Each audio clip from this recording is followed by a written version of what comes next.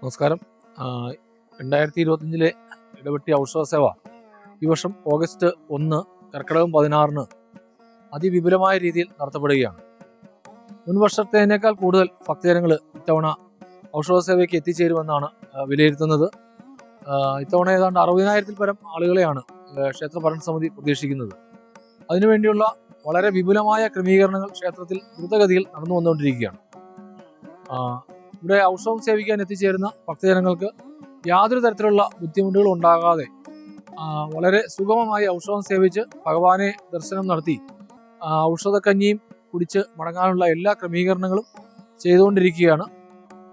അതുപോലെ തന്നെ ഇത്തവണ ദൂരെ നിന്ന് വരുന്ന ഭക്തജനങ്ങൾക്ക് കൂടുതൽ സൗകര്യപ്രദമായ രീതിയിൽ KSRTCയുടെ സർവീസ് ബസ്സുകൾ കൂടുതൽ ലഭ്യമാണ്.